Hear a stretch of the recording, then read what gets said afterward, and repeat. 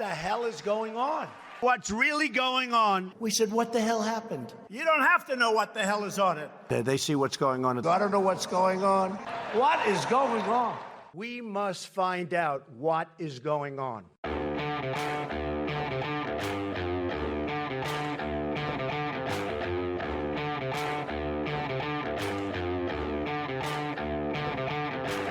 Hi, I'm Danielle Fetka. And I'm Marc Thiessen. Welcome to our podcast. What the hell? What the hell is going on? You say it with more enthusiasm every time because this is the best name for a podcast ever we came up with because it's never been more appropriate. And particularly 2020, the year of what the hell. And we thought the new year, okay, things will get better. And 2021 is starting out with even more what the hell than 2020. All right. If you thought you hated 2020, just wait. So before we go on to the latest of the what the hell, and everybody's going to be able to guess what we're talking about, let us remind you, please subscribe, please tell your friends, please review, please don't hesitate to reach out to us with ideas. We love hearing from you. Now, Marc, what the hell this week? Donald Trump is about to become the first president in American history to be impeached, not once, but twice. Nancy Pelosi has announced that if Mike Pence doesn't invoke the 25th Amendment and remove Donald Trump from office, the House is going to move forward and impeach him again. She's called General Milley to make sure that Donald Trump can't launch a nuclear strike and says that the danger to the republic is such that we cannot wait another minute. And so we are scheduling the vote on Wednesday, and the Senate will take it up on January 19th at the earliest because the republic cannot wait another day with Donald Trump in office. What do you think?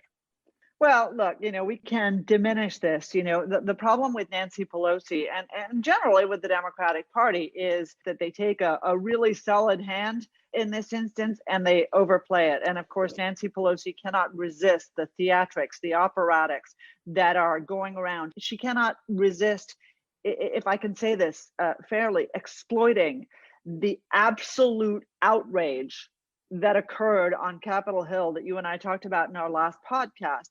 The absolute outrage. She can't resist exploiting it, exaggerating, and going that one step further. But the bottom line is that I think that a lot of people, probably you and I included, believe that Donald Trump has, this time round, if the first time you don't succeed, this time round, Donald Trump has actually committed impeachable offenses. Oh, I agree with you 100%. I mean, I was on Fox News on the show called The Wise Guys yesterday. We were supposed to have a segment on 25th Amendment and impeachment, and it sort of got side railed onto other elements of the atrocities that happened on Wednesday. And Trey at the end said, "Well, I'll assume none of you are for impeachment." And I said, "Well, hold on, don't assume I'm not for impeachment." And I laid out the case why. I think there's two things. One, I think Donald Trump did commit an impeachable offense.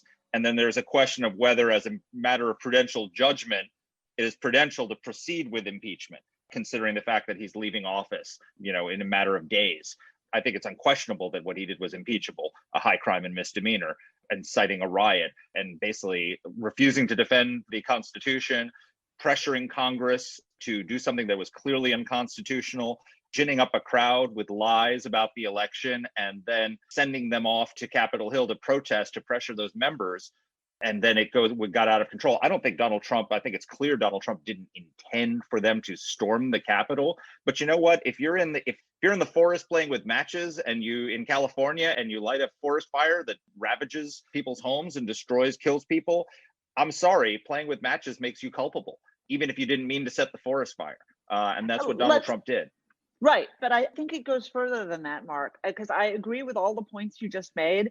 But I think it goes further because had the president popped up, ran into the Oval Office, gone to the podium and said, "Guys, this is not what I meant.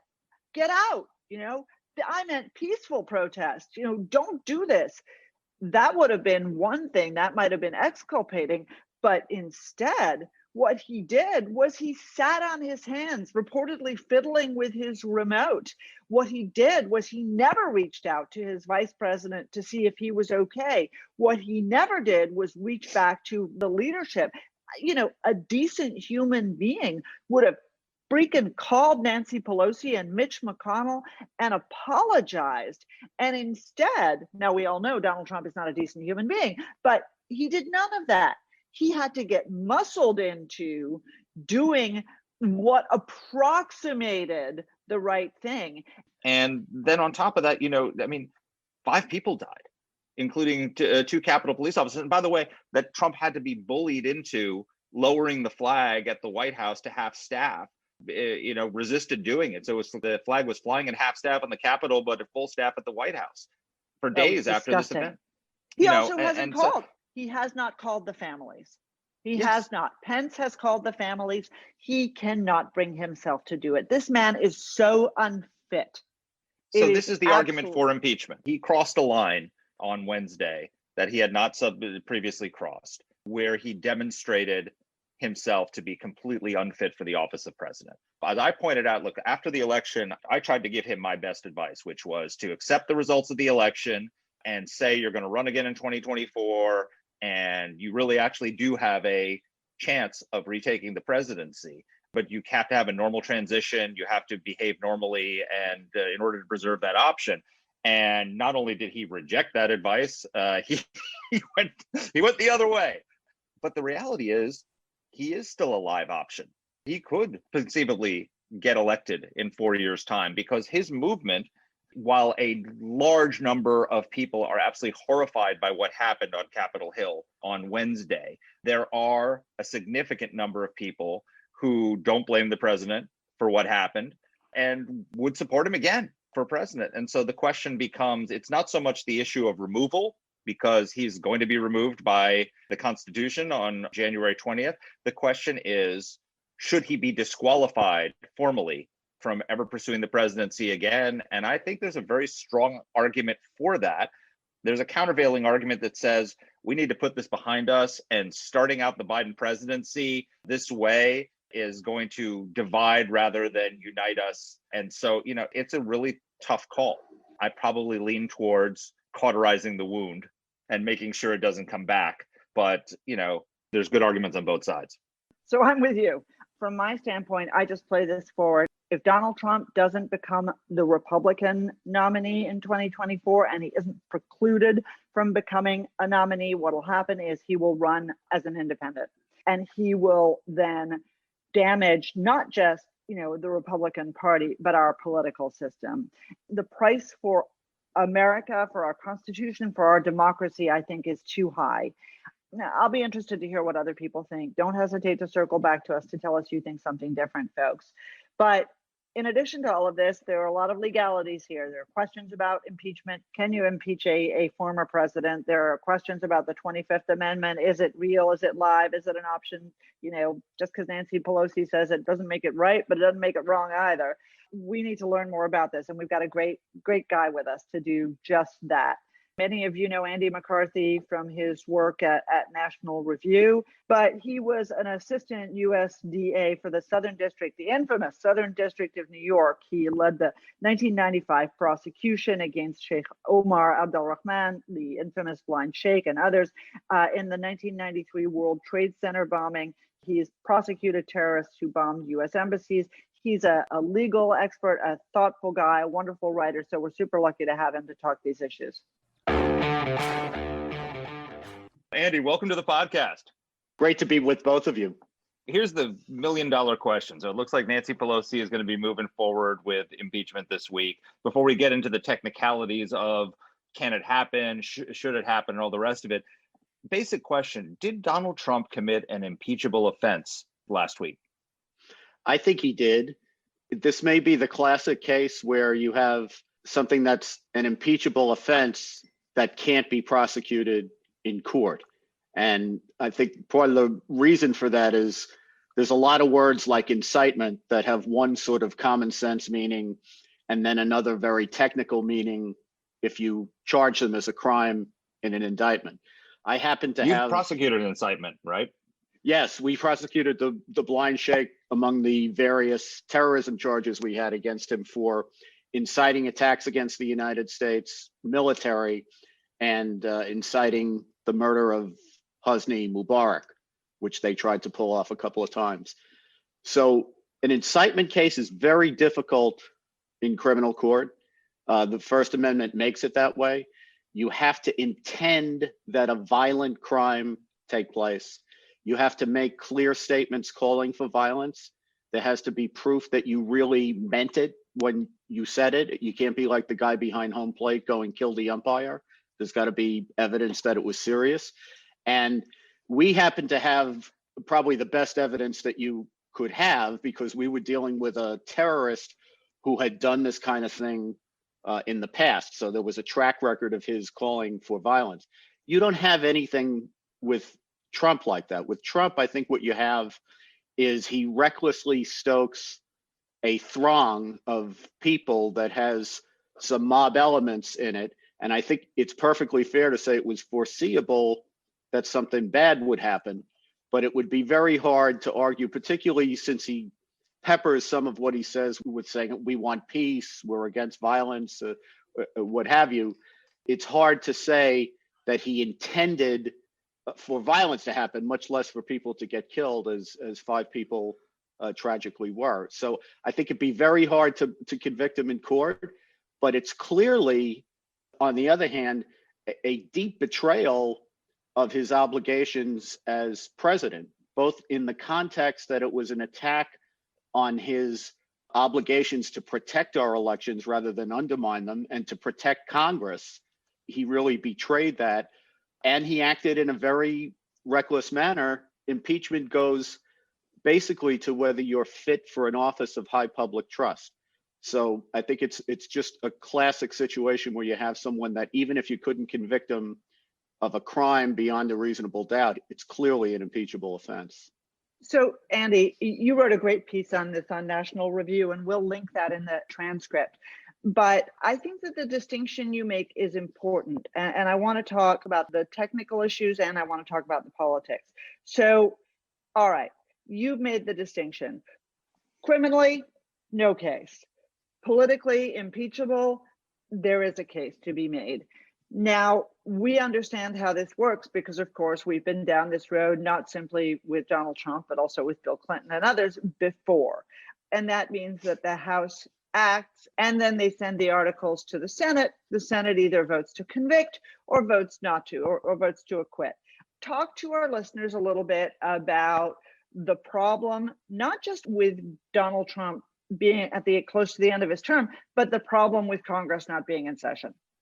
It's logistically and practically speaking, it makes it very difficult to do this. Now, I should say, Dany, at the beginning, that on this point, I think it was really bad for the House not to reconvene immediately and moved on impeachment, which, as we've seen in the article that they've put out, which is about 4 pages long, it's not like this needed to be War and Peace, right? They wrote an article of impeachment, and they could easily have voted on it. They're planning to vote on it, as I understand it now, this Wednesday.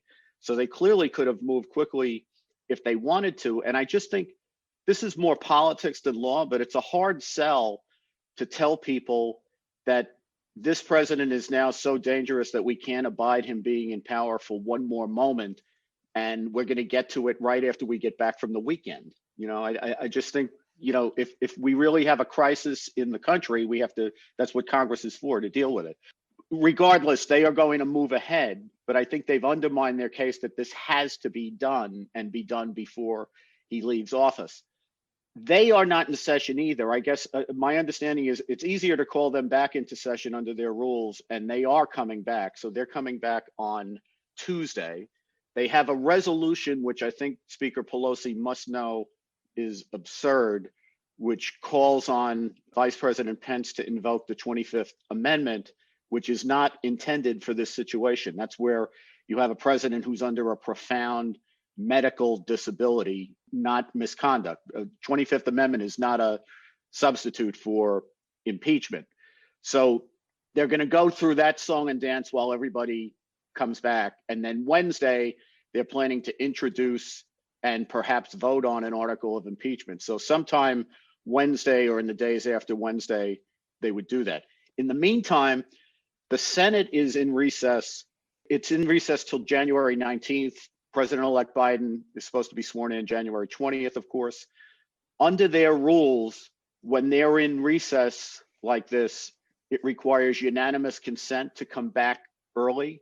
So as a practical matter, all they need is one person, one senator to object, and they wouldn't be able to come back before the 19th. So you wouldn't be able to even start an impeachment trial, assuming that the House not only voted on an article of impeachment, but then Pelosi, and I would nail her down on this because she played games about this a year ago when we went through this. She'd have to name impeachment managers and transmit the articles of impeachment to the Senate. So I don't see how you could begin a trial in the Senate any earlier than January 20th. And the likelihood would be it would be later than that. And again, if the point here of doing this with somebody who is going to be out of office anyway is that we have a crisis and we can't wait another minute to have it done, I just don't understand the dithering to this point. I know it's only 5 days and that seems like a short period of time, but if you're alleging that there's a real crisis that the government's trying to operate under, I don't think you wait 5, 6, 8 days, which is what they've done. The other reason to impeach is to make sure, if you think that the current president is unfit for office, to make sure he can never hold federal office again. Because Donald Trump, until this whole fiasco, was really the first president since Grover Cleveland who had a realistic chance of coming back and winning back the presidency after losing it 4 years earlier. And his movement is still very powerful. And there's a lot of people who are, if you talk to the senators, their phone calls are not running towards impeachment. They're running towards stand with Trump. What's wrong with you people? At least on the Republican side. Senator Toomey was on the air this weekend, and he's actually raised the question whether said it's questionable whether it would be constitutional to impeach the president after he's left office. And also there's some questions as to whether barring him from holding office again, whether that's constitutional. Can you talk about those two constitutional questions? Yeah, so I happen to be in the camp that says that you can impeach even after a person is out of office because of the disqualification remedy. In the Constitution, as Mark just said, there's conviction, which requires a 2/3 vote of the Senate. There is removal, which requires a 2/3 vote. And interestingly, there's a couple of cases involving judicial impeachments. I think they're both from the 20th century, where the Senate ruled that removal and disqualification, which is the other remedy, are separate and they need to be voted on separately. And removal requires a 2/3 vote, so it's kind of implicit in the conviction, I think. But disqualification only requires a simple majority. Oh, I was surprised to hear that. I had always thought they were the same, and I actually thought they were. I thought they were implicit in the verdict. We're in a lot of uncharted territory here because we've never had a presidential impeachment that went further than the verdict stage. So we've never seen how this all unfolds before. But there is a dispute in the law. I happen to think that there's nothing in the Constitution that says that you can't impeach somebody who's already out of office. And the fact that there's a disqualification remedy would imply that there's a reason for impeaching after the president is out of office or after an office holder is out. There's another school of thought, which is also a very plausible, colorable way of looking at it, that this is all moot once the person is out of office. And I have to say, just as a practical overlay on this, if after what he's done, you would actually need a formal disqualification in order to prevent Trump from becoming president again, I think we have bigger problems in the country than we just may trying have to those work bigger out problems. Yeah, we may, but I have to say, Mark, I've been supportive of the president when I thought he was advancing conservative causes and when I thought he was in the right on things. But for the people who say that there are 74 million people out there who are angry and who suspect that the election was not on the up and up, I think that's ridiculous. I mean, there's a lot of people who voted for Trump because they were voting against Biden. And I don't want to minimize the president's support because I'm sure. Yeah, right. I know one too. But not wanting to minimize his support, I think there's some small but not insignificant percentage of those 74 million people are hardcore Trump supporters. But that doesn't mean that they're more, maybe they're 20 million. I don't know. That may overstate it. It's much harder to imagine President Trump being nominated and elected again when he's out of office than maintaining him in office through re-election. I really don't think, I mean, if the only reason for doing this is to disqualify him formally, I think you could just do that with a censure. But, if you go back to the 2016 election, the primaries, Trump was winning these primaries with, 25, 30, 35% of the vote because it's a crowded field. It's perfectly plausible that he could win the Republican nomination because he would have his bloc united behind him and everyone else would be divided. He may not win the presidency back, but he could be the Republican nominee in 2024. Yeah, let me just push back against that a little bit. It's obviously true that could happen. And if they're moronic enough to run so many people that just on sheer name recognition, he does better than he should, that's one thing. But I have to say, and I have to plead guilty here, I was one of the people at National Review in 2015 who was basically saying, we can't take this seriously. He's not conceivably serious about this. He'll get bored, he'll stop, it'll be over. And then the next thing you know, it became a juggernaut. And there were people, my colleagues at National Review, Ramesh and Kevin Williamson and Jonah, and a number of other people said, we got to take this seriously now. And I was like, get out of here, Donald Trump.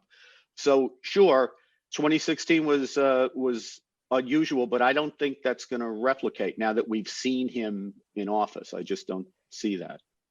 Andy, there's a bunch of polling on the very question you raised, and well, anytime someone cites polling, you should suspect them, myself included. And there's basically a poll to satisfy everyone. But The Hill last week wrote about a poll that the PBS NewsHour did with Marist that said 18% of Republicans support the pro-Trump rioters, right? But then there was another poll that said 51% of Republicans think Trump deserves no blame for the Capitol riots. So, but clearly there are not 72 or 73 million Americans who all think that everything that happened was okay.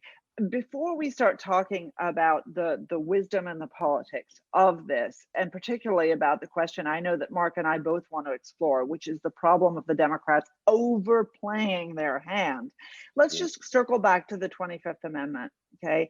Because that has been something that even Republicans have mentioned. Now, we know that Pence isn't going to do it. And we know it's, as you would say, in good lawyerly fashion, a moot question. But I think it's important that people understand that when the Speaker of the House tosses something around like this mindlessly, she's not speaking from law. She's speaking from politics. Can you explain this? Yeah, I also think that she's particularly speaking from politics because Congress has an appropriate remedy here, which is impeachment. And she's basically saying, hey, Pence, I'll hold your coat. Why don't you take care of our business for us? Because I don't think she can excuse the fact that she's dawdled for a number of days. And now she wants to blame Pence like he's the one who's been sitting on his hands. On the other hand, the temptation here, if there's a good faith reason to invoke the 25th Amendment, even though it doesn't apply to this situation, it's because if anything's been made clear in this situation, I think it's that we have a hole in the law that we have to fix. This is like after the dust settles and all that stuff. But if we woke up tomorrow morning and there was ironclad evidence that the president was a Russian spy, undeniable slam dunk evidence, you can't get him out with the 25th Amendment. The temptation of the 25th Amendment is as soon as the vice president and half the cabinet invoke it, at that moment, the vice president becomes the acting president. And in this situation, the reason it's tempting, even though Trump is obviously not laboring under a 25th Amendment type disability, is the way that the process works. You could run the clock through the rest of Trump's term with Pence as acting president before you ever adjudicated whether Trump was really disqualified under the 25th Amendment. So the temptation here is it's very hard to impeach a president with like 2 weeks to go and now, 9 days to go, whereas this would be instant if you invoked it. The problem is it would not be lawful to invoke it because that's not what the 25th Amendment is for.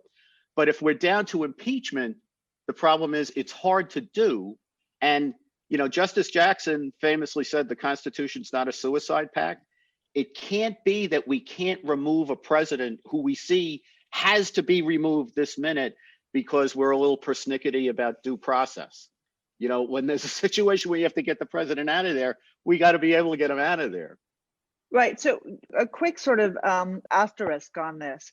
One of the arguments that's being made, I guess, in order to help persuade Trump that this is a good idea is no, if Pence becomes president, he can pardon Trump, and it would be bad for Trump to pardon himself. That's sort of a Nixonian argument, I guess, that it's maybe trying to persuade Trump to resign in order to save him from legal process. Do you have any thoughts about Trump pardoning himself and his entire family shtick? Well, I happen to be in the school of thought that the president has the constitutional power to pardon himself. I don't really see how the pardon power can be read any other sensible way, because in the pardon power, it says that the president cannot pardon impeachment and removal, which means, to me, the framers obviously thought about the president issuing a self-interested pardon, and they drew the line at impeachment, which implies that they thought about, other kinds of self-interest, and they didn't say he also can't pardon himself from criminal liability. So I think he can do it, but a lot of people don't think he can do it. So there is risk for Trump in the idea of, if he pardoned himself. I don't know of a case where it's ever happened where someone's issued a pardon, much less a pardon for himself, and then someone tries to prosecute him for the pardon conduct, and he has to introduce the pardon as his defense at the trial. So I don't know how that would work out. There's a lot of legal experts that think if it's a self-interested pardon, that a judge won't hold it up, or that the Supreme Court won't ultimately hold it up. So in that sense, there's at least some risk for Trump in terms of whether it would be held up. It would be better for him in terms of, knowing where he was at, and it would be better for the institution of the presidency and the pardon for the vice president to pardon, because that's not as self-interested. But, it doesn't mean that he can't pardon himself. I'm not sure Mike Pence would actually pardon him at this point. So, Andy, the pushback on impeachment at this point, one of them is that, look, we've dumbed down impeachment so much during the Trump presidency. The Ukraine, I think we all agree that the Ukraine impeachment was a political act, and it's now become a proxy for a vote of no confidence, right? And we're turning ourselves into like a parliamentary system and using impeachment as the proxy for a vote of no confidence, and that impeachment should really be reserved for seriously high crimes and misdemeanors, where the continued service of the president is a threat to the country. What do you say to that argument? I think that if someone played a little trick at the ATM machine, that they figured out a way to get the machine to give you $40 instead of $20, and somebody had decided to prosecute that as a bank robbery, I wouldn't say that we had so trivialized bank robbery that if the bank got robbed at high noon at gunpoint, that we shouldn't prosecute that anymore. So yep. I kind of think what happened last week was pretty serious, and wholly apart from where I think the Democrats are going really wrong in terms of invoking words like incitement and insurrection, which are going to make this a much harder vote than it should otherwise be. He was attacking the election system, and he violated his responsibility to protect the Congress. And he's also responsible for being reckless, and he has to be accountable for everything that happened, including the 5 people who died, even if he didn't intend for them to die. So it seems to me that it's a pretty serious, straightforward impeachment, and it could be, if it was framed that way, it would get a large consensus vote. I think they're making a big mistake, trying to make it into a historical document that'll be hard for kind of like the coda of their 4 years of going after Trump, that they're going to ask Republicans to sign off on. I think there's a way to write this that would make it a consensus document where the mainstream of opinion would be that he was unfit to hold the office and ought to be removed. I do think last time around was a trivialization of impeachment, so much so that when the Democrats had their convention, it was barely mentioned, even though that was honing their case against Trump for purposes of the campaign. But that's kind of water under the bridge when you're dealing with something that's as serious as what happened last week, I think. Let's talk about politics. Let's talk not about the politics of, them really wanting to, watch that last episode of The Crown over the weekend and therefore not being willing to reconvene in order to vote on the most momentous issue of the 21st century. I'm curious what you both think. Is it possible that even if the House and the Senate don't act, that people just forget about what happened at the Capitol and that he actually can resurrect his political career? And I want to ask about the state proceedings against him after that too. I don't think he can. I think he's always going to have a rabid following. And because he's got the bully pulpit at the moment, I think that's got a way of making that look bigger than it is. It'll be more evident once he's out of office that, his supporters are really this core of very strong adherents. And it's only a fraction of the 74 million people who actually voted for him over a variety of calculations. So I think he's done as a national. I don't think he's done as an impact figure, but I think as a national political candidate, he's done. And what about the state option? So, we've all learned, everybody's become an armchair lawyer, constitutional lawyer over the last couple of years. We've all learned that even though the president can pardon himself and Jared and Ivanka and Melania and, God knows who else from federal prosecution, from federal crimes, he cannot protect himself from prosecution in New York State, for example, where they have been building cases against him hammer and tongs for a while. What are the legalities there? Well, it's interesting. I thought, Dany, that he should have, just strategically, if I had been advising him and he wanted to do this, I would have told him to commute Manafort's sentence, but not pardon him. Because I think by pardoning him, he opened him up to a lot of potential prosecution in New York, where they've also, been looking at Manafort for a long time. I don't know how serious the case is against Trump in New York.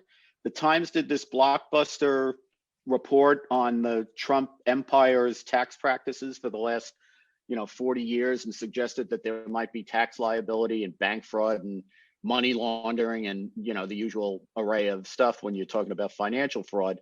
But it seems to me like a lot of that stuff, when I read this thing, seemed like it was time barred. And I would note that even though there's problems with indicting the president, there's not problems with indicting other people in the Trump organization, and nobody has been charged. So how serious that case is, I don't know. But nothing he does in the way of pardon at all removes the jeopardy from the New York potential prosecutions, and any other states, by the way, that might be looking for them. It only reaches federal criminal behavior. So we're now in the I told you so phase of the discussion, where we are seeing on like all the Sunday shows, every former Trump official that went on, it was like, basically told, why didn't you foresee this? Why did you enable him? You're responsible for this. We were warning you and you wouldn't listen. There were signs of this. Are those who went along with Trump responsible for what happened last week? No, I don't think so. I think that the main responsibility for what happened last week, you can't remove the president as a catalyst for this, and he has to be accountable for that. These were adults who went into the Capitol and did the stuff that they did. They're principally responsible for that. Trump is never been a responsible actor in terms of his public rhetoric. But the problem is we have a country of 330 million of the most gifted, in many cases, wonderful people in the history of people. And we get down to our elections, and the two people they give us to inhabit the most powerful office in the world turn out often to be, rogue number one versus rogue number two, and it's pick your poison. So if you want to start talking about root causes, I guess, the root cause is, why does the system continue when we have such a wealth of gifted people in this country? Why does the system continue to give us the choices that we get? And where I fault myself at this point, and there's a lot of soul searching a lot of us are doing now, of course. I was pretty adamant that it's a binary choice, that it's always a binary choice and you have to make it. And I think the reason I felt strongly that way is because in the world I come from, which is not journalism, sometimes the government has a really crummy case where the FBI does really lousy things to collect evidence. And the defendant is a really bad guy who, if he doesn't get convicted, will go out and do terrible things again. And that's your choice. And we tell 12 people, you choose. And we also tell them, look, there's no third vote for, no middle way. You either convict or you acquit. And we expect 12 people to make that decision, even if it's a terrible one. So it seems to me that if you have two terrible candidates, if you say, I'm not making the choice because I'm above all that, then somebody else is simply going to make the choice. But either Biden was going to be president, or in 2016, either Hillary was going to be president or Trump was going to be president. It's harder to make that argument now after watching what's happened the last 2 months. And I don't know that in good conscience I could tell anyone that I would, even if it was Hillary Clinton again or Biden, I would never vote for one of them. But I couldn't tell people after this that they should look beyond everything that Trump's character portends for the presidency and look at these great policies and these great people he's going to put in the executive branch. Because when it gets down to really crisis level stuff, it becomes clearer and clearer to me that you just can't separate out the president's character from the rest of the package. Was what happened after the election qualitatively different from what we saw before? There is a very big qualitative difference, which is that for the vast lion's share of the preceding 4 years, I think Trump was a norm breaker. And that rubbed a lot of people the wrong way because of his style and his approach to politics and that sort of thing.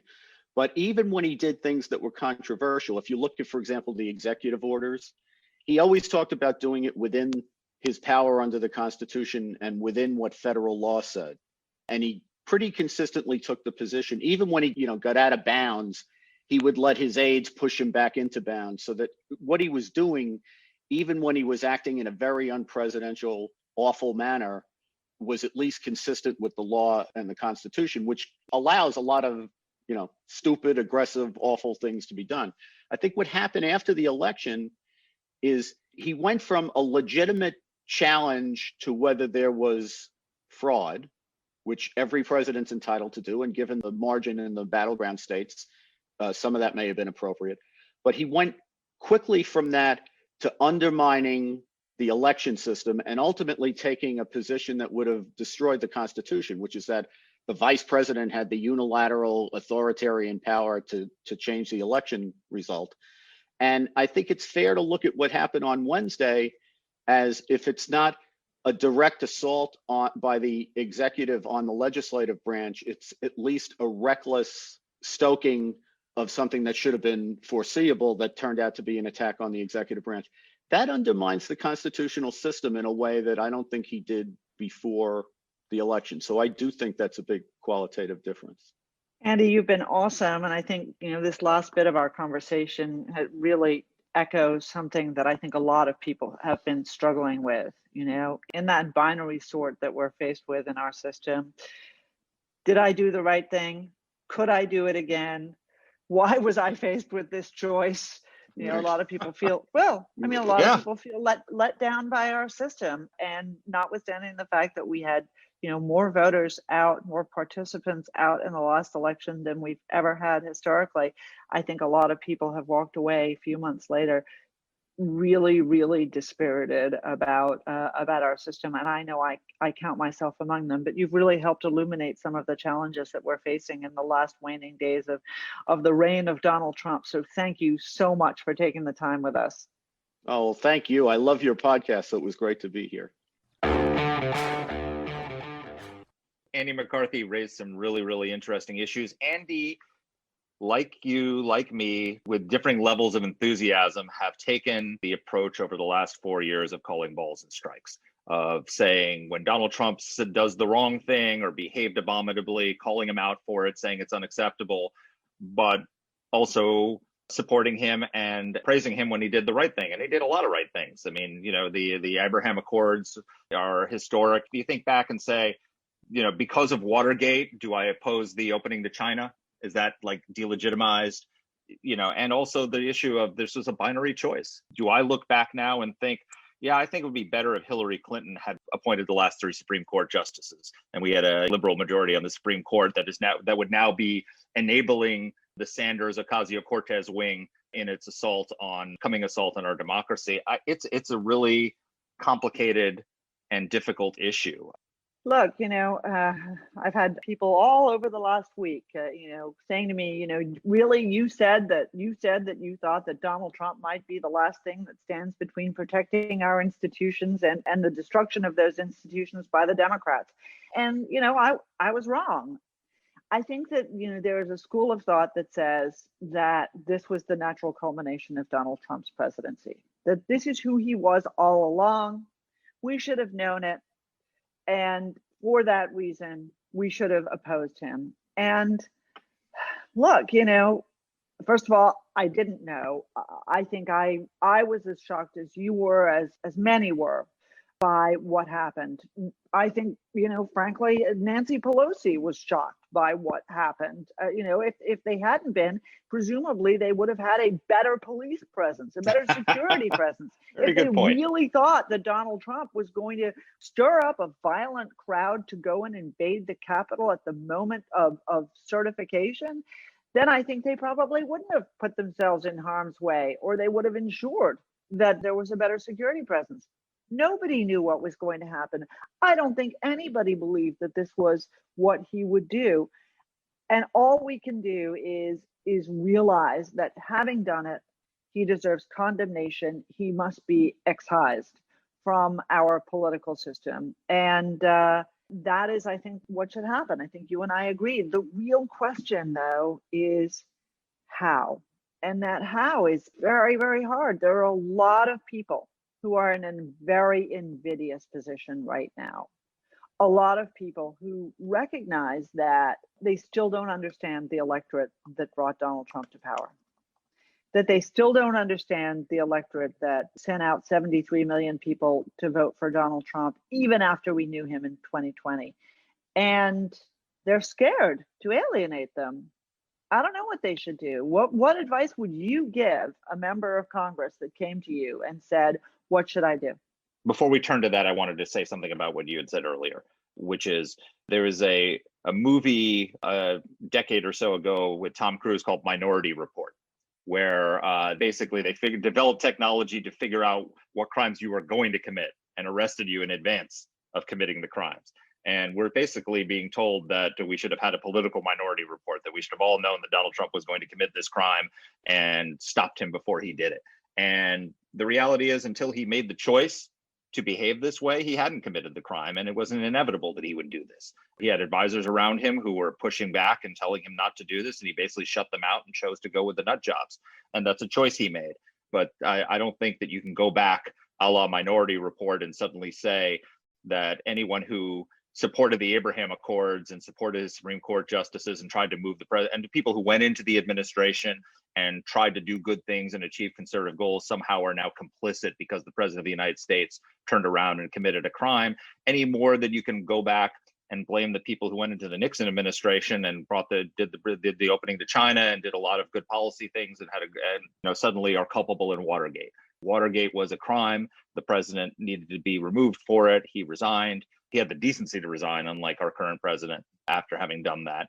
So I just don't buy into the you're all culpable, you're all responsible argument. In terms of going forward, it's a really difficult position that it's putting people in, which is why Nancy Pelosi is so enthusiastic about pursuing impeachment. It's not because she, as Andy pointed out, the timing, if this was so urgent, they should have called Congress back right away and passed those articles of impeachment immediately and sent them to the Senate. And insisted that the Senate convene and forced Mitch McConnell to have somebody go up and object to bringing it up, because if it was so urgent that Donald Trump was a threat to the Republic, they should have removed him right away. She's enthusiastic about this because this is a remember in November vote. And it's not with Democrats, it's putting Republicans against their own constituents and a very, very pro-Trump Republican base that is going to see the vote to convict as a betrayal. At that rally in Georgia where the president said, I'm going to come and campaign against your governor in a year and a half. And he actually apparently threatened Kelly Loeffler, saying that if you don't object to the electors, I'm going to do a number on you in the rally in Georgia that he had the day before the election. So he basically threatened her. Those are live threats. There are people who, he may come after them. And so it's a really hard position. But, my philosophy in life generally is you have to do the right thing and damn the consequences sometimes. And that the president of the United States has done something that is beyond the pale, that is an impeachable offense. And quite frankly, the bigger threat, political threat to the Republican Party long term is the possibility that he could come back. There's a danger that the Trump dynasty could try to emulate the Bush dynasty, and you could see Donald Trump Jr. or Eric Trump, who were even more vocal in that rally in terms of stirring up the crowd, suddenly try and come back and a la George W. Bush come and have a second Trump term with one of them one day. Look, you know something? This is the perfect note on which to end. It's been a disgusting week. And the right advice to people is do the right thing. Yep. Right? That's always the right advice. Last night, my family and I watched the execrable, the horrible Wonder Woman 84. It was so bad. And it had this absolutely pathetic political message, truth is what matters. Well, I wouldn't say that for many people, truth is what matters, but I would say principles, doing the right thing, absolutely. Principle before politics should be our mantra. Can I say one thing, though? We need to distinguish between Trump and Trumpism and between Donald Trump and his followers, right? So Donald Trump is a deeply, deeply character flawed individual who came to power because he spoke to and represented a large number of Americans who were being ignored by the political classes in Washington of both parties, and who sent a guerrilla into the nation's capital to start breaking China because they weren't being heard. And there were millions of people, just like during the racial justice riots over the summer, the Democrats constantly downplayed the riots, by the way, and said that most of the protesters are peaceful protesters who don't support the violence. Okay, that's true of Trump supporters too. That is true of the majority of the people who came to Washington who were lied to by Donald Trump, who were told that the election had been stolen, who were told that there was a possibility that it could be taken back. They believed him and they were misled. But even the majority of those people didn't go into the Capitol. And the majority of the people who supported Trump over the years have not gone into the Capitol. And those are not the people who need to be excommunicated. It is Donald Trump and his family and the people who fed them lies who need to be excommunicated. The people who committed violence need to be prosecuted. But Trump's supporters are in many ways the victims here, because they were lied to, and a man came to Washington to represent them and give them voice, and instead he betrayed them. And so the Republican Party has a very, very tough job going forward of finding a way to not drive away and not convict by association very good people who are concerned about our country becoming socialist, our country are going down a path that is very dangerous, and who saw Donald Trump as their champion, not to throw them out with the flawed man who abused their trust. Amen to that. That's going to be the challenge, and it's a big challenge indeed. I don't. And we should do a whole podcast on that at some point. Yep, we should, for sure. Folks, Excellent. You know where the compliments go. Yep, to me. Insults to Mark. Technical questions to Alexa, suggestions as well. Thanks for listening, and take care, everyone. Bye. And our team here at AEI is Alexa Santry, Matt Weinset, Jen Moretta, and Macy Heath. Let us know what topics you'd like us to cover. You can get in touch with the show by emailing us at whatthehell@aei.org. Or you can reach us on Twitter. I'm at @dpletka. And I'm at Mark Thiessen. That's Mark with a C. Please rate and review the podcast. If you like the show, please subscribe, share it, comment on Apple Podcasts, or wherever you're listening to this. Thanks for listening.